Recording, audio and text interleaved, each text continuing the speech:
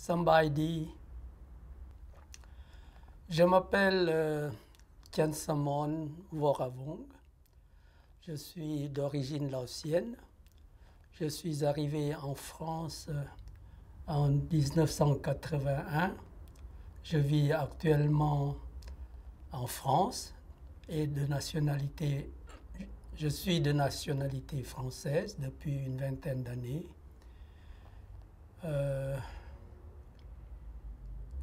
Qu'est-ce que je peux dire d'autre? Mon pays d'origine, on le connaît assez mal, c'est le Laos. Et j'ai souvent l'occasion de rectifier quand je me présente quelque part, de dire que je suis laotien et non pas chinois ou vietnamien ou japonais. Je suis né dans un village au bord d'une petite rivière qui se jette sur le Mékong.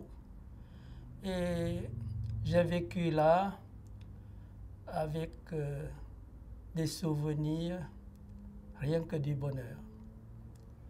Parce que quand je réfléchis plus tard, je pense que dans ce village, l'homme est en paix avec lui-même et avec son environnement.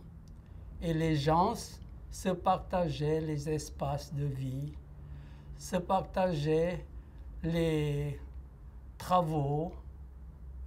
Et je sens que dans cette petite communauté villageoise, on sait beaucoup de choses concernant la solidarité, concernant le bien commun. Donc, je pense que chaque fois que je retourne à mon village, même quand j'ai grandi, je sens que c'est vraiment le bonheur. J'ai vécu la solidarité, mais là, vraiment dans des situations très dures. Au moment où je partais pour le camp de rééducation à la fin de la guerre du Vietnam. Alors, on est parti comme ça, sans avoir la possibilité de préparer que ce soit pour les vêtements ou autres. Et je suis arrivé à la plaine des Jarres, qui est assez bien connue des journalistes. Il faisait froid et comme moi je n'avais pas de vêtements froids, il y avait quelqu'un qui me connaissait un peu, mais pas tellement intimement, mais qui, le soir, m'a donné son deuxième pull-over pour me couvrir. Et puis aussi, on n'avait pas la couverture pour tout le monde, et celui qui avait peut-être deux couvertures données, moi j'ai reçu comme ça. Et tout au long de ma captivité dans le camp de rééducation, j'ai vu la spontanéité des gens pour s'entraider. Et dans notre camp, nous n'avons pas eu de disputes ou des gens qui dénoncent, etc. Bon, il y a vraiment cette sorte de solidarité que j'ai vraiment vécue, que ce soit dans mon village d'origine, où c'est la nature qui impose cette solidarité, ou bien plutôt la compréhension de ce que donne la nature, et également dans des conditions très dures du camp de rééducation que j'ai vécu aussi, dont les gens peuvent être solidaires dans le bonheur comme solidaires dans le malheur. Dans le camp de rééducation, les gens qui venaient là savaient qu'on est soumis à la même condition. On a perdu en 24 heures, même moins, notre statut de citoyen normal d'avant, et puis arrivé au camp de rééducation, on est des sous-citoyens, qu'on n'est pas considérés comme des citoyens. Alors, comme tout le monde comprend qu'on est dans les mêmes conditions, Donc les gens ne pensent pas à se sauver eux pour dénoncer les autres, mais plutôt pour dire, bon, on est dans les mêmes conditions, quoi qu'on fasse. Plutôt, on se comprend mieux les uns les autres, plutôt que c'est dans ce sens-là. Dans les conditions du camp, donc vu de l'extérieur, même de l'intérieur, on sait qu'on est enfermé. Là, j'ai vraiment vécu, si on peut me dire maintenant, est-ce que je connais la liberté? Je dirais oui, je connais la liberté parce que au moment où je l'ai perdue, je sais c'est quoi la liberté. Mais ça ne veut pas dire que avoir perdu la liberté, c'est vraiment avoir tout perdu dans sa façon de penser. C'est-à-dire on peut penser librement, même dans des conditions extrêmes. Personne ne peut vous empêcher de réfléchir ou de penser. Mais le tout, c'est de ne pas vous battre vous-même, soit contre, soit faire de telle sorte qu'on est pour, etc. Il ne s'agit pas de ça, la liberté. Il ne s'agit pas de dire, bon, il faut que je me comporte, je pense comme veut le régime ou bien la forme de pensée qu'on veut me donner. Je ne me bats pas contre, mais je ne fais rien pour dire que je suis pour cette pensée-là. C'est-à-dire, c'est vraiment le moment où vous êtes libre de penser par vous-même.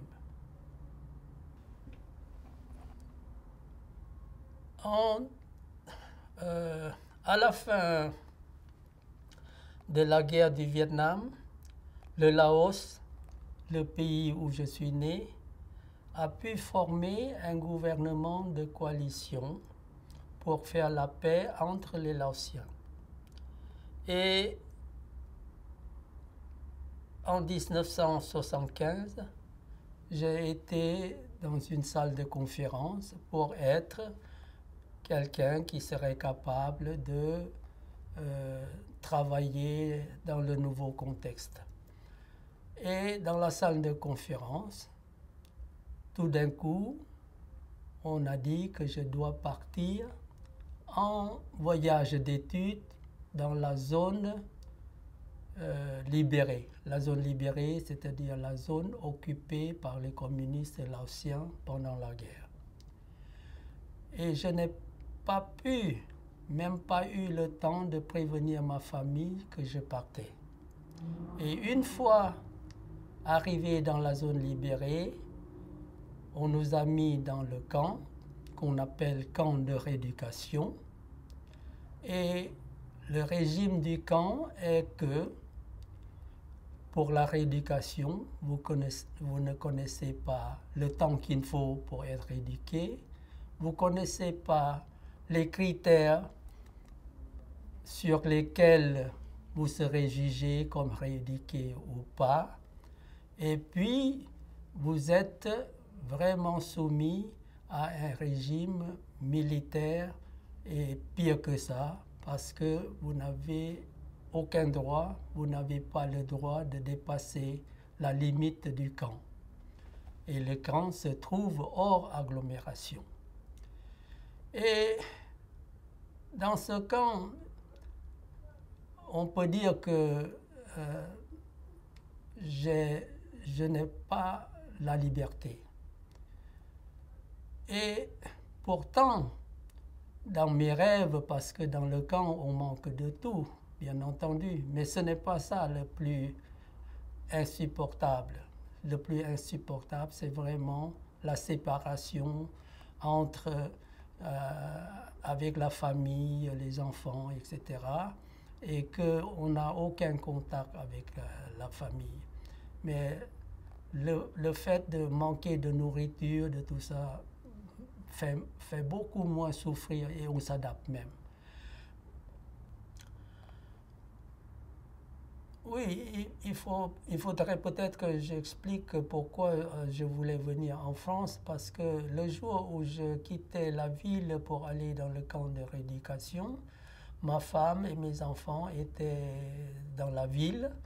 Et après, mes enfants sont venus faire les études en France et ma femme m'attendait jusqu'au moment où elle ne pouvait plus rester au Laos à cause des relations diplomatiques entre la France et le Laos. Et donc c'est tout à fait naturel si je devais quitter le pays, c'est pour venir retrouver ma famille qui était déjà en France à ce moment-là. Voilà. Je me rappelle le jour de mon arrivée à l'aéroport d'Orly en France. C'était le 10 juin 1981. Donc, ça fait 6 ans quand j'étais dans le camp, plus les quelques mois où je suis sorti du camp mais que je suis resté quand même au Laos, que je n'ai pas vu ma femme et mes enfants. Et arrivé à Orly, comme ils m'ont prévenu qu'ils venaient à ma rencontre, j'ai vu ma femme et mon premier fils. Donc, une effusion de joie et de bonheur, des retrouvailles. Il n'y a pas eu, pendant toute mon absence, une quelconque plaie entre nous. C'est-à-dire qu'on a pensé tout le temps les uns aux autres. Et puis, en rentrant à la maison, un jour, j'ai vu arriver un garçon avec les bagages et je pensais, bon, il m'a salué, pas plus, comme un garçon poli. Et après quelques minutes, il a disparu, il est ressorti de la maison. Et j'ai pensé que c'est un ami de mon premier fils. Et seulement en regardant ses bagages que ma femme m'a montré qu'il s'agissait des bagages de mon fils.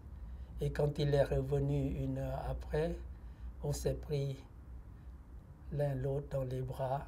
Et là, j'ai compris que c'était mon fils qui est arrivé il y a 1 heure. Voilà. Parce que pendant 6 ans, on ne s'est pas vu.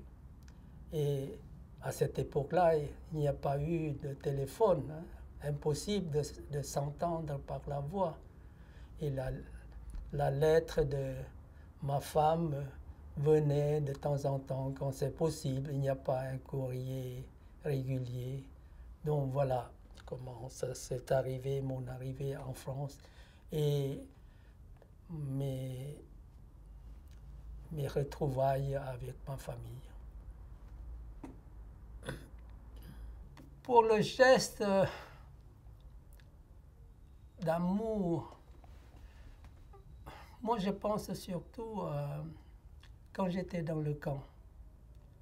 C'est à ce moment-là qu'on sent qu'on n'est pas tout seul parce que dans les lettres que ma femme m'écrit, elle dit toujours que je devrais garder le courage parce que c'est pour l'amour des enfants, c'est pour l'amour d'elle. Il faut que moi je vive, il ne faut pas que je me laisse aller.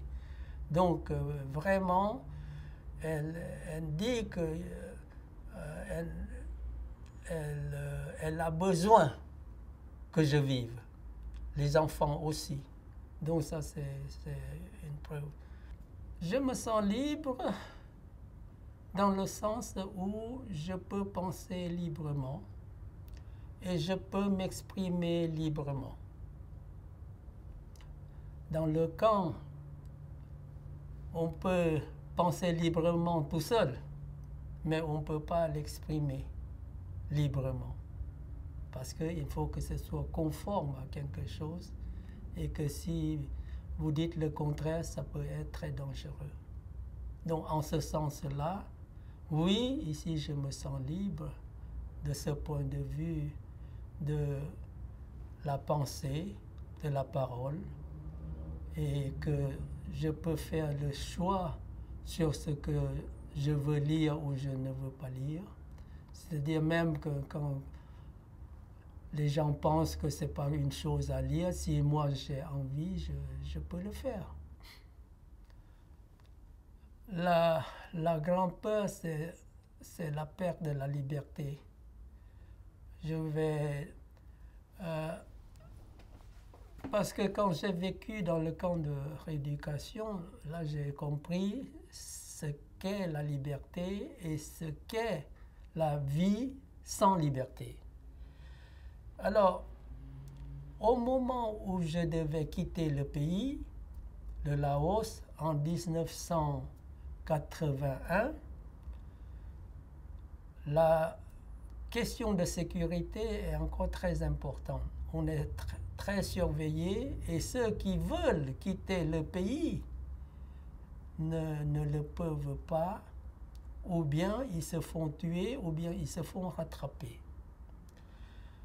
Alors, j'ai pu m'arranger avec les passeurs.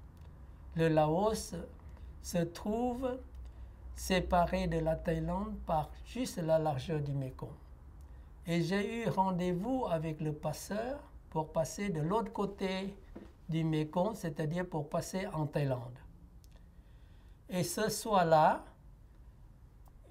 le passeur ne pouvait pas venir de Thaïlande pour me chercher. Alors là, j'avais très peur, parce que je me suis dit, si je suis là et je suis rattrapé par la milice, on sait ce que c'est que quelqu'un qui sort du camp de rééducation et qui n'est pas rééduqué. Donc, à ce moment-là, j'ai décidé de partir à la nage en Thaïlande en disant, à ce moment-là, entre la peur de mourir et la peur d'être attrapé, je préfère choisir la mort, risquer la mort, plutôt à ce moment-là, la comparaison entre les deux. Donc, j'avais plus peur d'être attrapé que de mourir. Donc, je me suis mis à l'eau et lorsque je suis arrivé à une centaine de mètres de la berge, je me sentais vraiment soulagé de ne pas être attrapé par la milice. Pour moi, prendre une nationalité, c'est vraiment une décision très importante. Parce que pour moi, ça relève d'un acte d'amour et également comme un engagement pour partager la responsabilité des gens de ce pays dont je demande la nationalité, en l'occurrence la France. Donc si je décide de prendre la nationalité française ou de demander la nationalité française, c'est vraiment par amour et avec le sentiment de responsabilité que je veux partager quelque chose. Le fait que je vais dans les lycées parler de mon parcours parce qu'on me le demande, je pense que c'est une responsabilité ou un apport d'un autre point de vue ou d'une autre vue venant d'ailleurs pour éclairer mieux la société française dans l'évolution actuelle. Je me sens à l'aise en France depuis longtemps. Ce n'est pas parce qu'une fois que j'ai pris la nationalité française, je vous dirais que parfois j'ai voyagé dans les pays où on m'accueille très bien, parfois même trop poliment, et que parfois je me sens plus que quand je franchi la frontière française et j'entends le balayeur en face de la gare qui pour lui faire des gros mots et je me sens plus à l'aise que dans un pays où on est trop poli avec moi. Voilà, donc moi je pense que si pour l'instant ça fait longtemps que je ne suis pas retourné au Laos, mais que quand je suis dans les communautés laotiennes pour les fêtes, je suis vraiment à l'aise. Donc je suis très à l'aise en France, comme je suis à l'aise lorsque je vais dans les fêtes, dans les manifestations, dans d'autres réunions de la communauté laotienne. Quand on me prend pour un Vietnamien ou autre, moi je pense que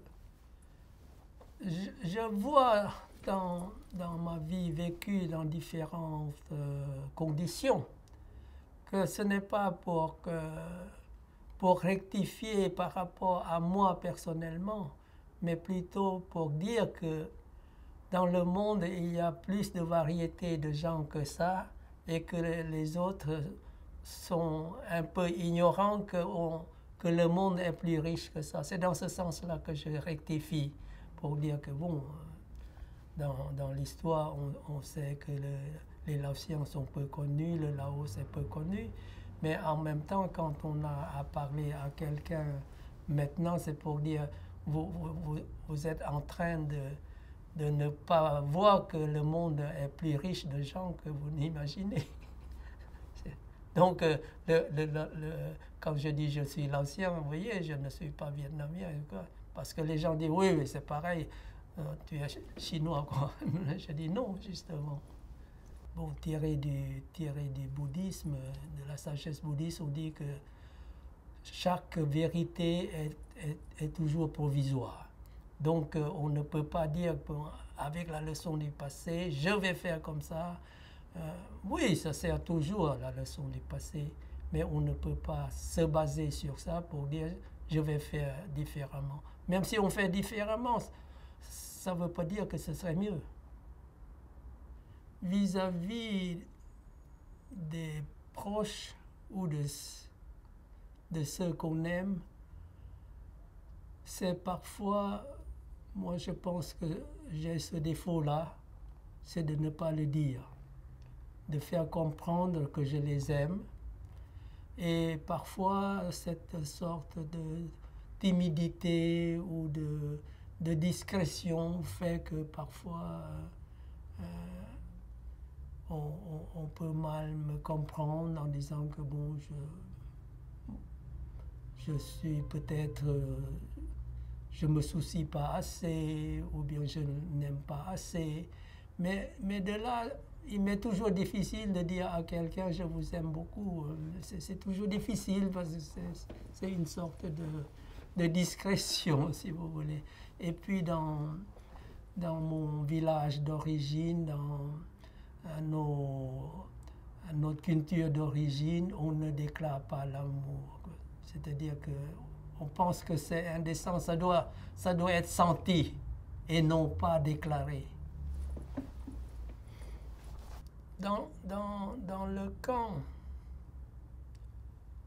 pour moi, c'est la plus grande épreuve parce que dans le camp, c'est vraiment votre personnalité, votre personne qui est vraiment en jeu, la valeur qu'on met dans la personne. C'est-à-dire, dans d'autres conditions de souffrance ou de malheur, il n'y a pas ce questionnement-là. Tandis que là, c'est vraiment votre personne, y compris votre façon de penser qui est en jeu. Donc, pour moi, ça, c'est la plus grande épreuve. Souffrir, comme j'ai dit, de la faim, même si en allant au lit, on reçoit des gouttes de pluie, on peut s'adapter. Bien sûr, ce n'est pas agréable, mais on peut s'adapter. Mais rien que l'éloignement et sans pouvoir adresser un mot à sa femme, à ses enfants, cette sorte de privation-là, cette privation-là est vraiment terrible. Parce que quand on compare aux prisons, on sait pourquoi on est condamné. Quand vous allez dans le camp de rééducation, vous n'êtes pas condamné. Et vous ne pouvez pas avoir de visite non plus. Donc, vis-à-vis, par exemple, de la Croix-Rouge internationale, mais ceux qui vous mettent dans le camp, ils disent, mais ce ne sont pas des prisonniers. Donc la Croix-Rouge n'a pas à les visiter, parce que c'est une rééducation que nous faisons pour nos cadres. Bon, des choses comme ça. Donc, en définitive, je dirais que le camp, pourquoi le camp est une épreuve terrible pour moi? Parce que ça touche vraiment à votre personne, à votre personnalité physique et morale. Oui, depuis quelques années, je vais dans les lycées parler aux jeunes et à la fin de l'entretien, je laisse toujours un message. Celui de l'amour de la liberté. Parce que ici en France, la liberté est quelque chose d'acquise et on risque d'abuser de la liberté. Moi, en moins de 24 heures, je suis passé d'un statut de personne d'un pays libre aux conditions du camp de rééducation, camp de concentration si vous voulez. C'est-à-dire en moins de 24 heures, j'ai perdu la liberté. C'est à ce moment-là que j'ai vraiment appris à apprécier la liberté, à aimer la liberté. Donc le message que je voudrais laisser à tout le monde qui m'écoute, c'est faites attention, aimez la liberté, dont ne considérez pas comme une chose acquise pour toujours, il faut la soigner et surtout n'utilisez pas la liberté dans le mauvais sens.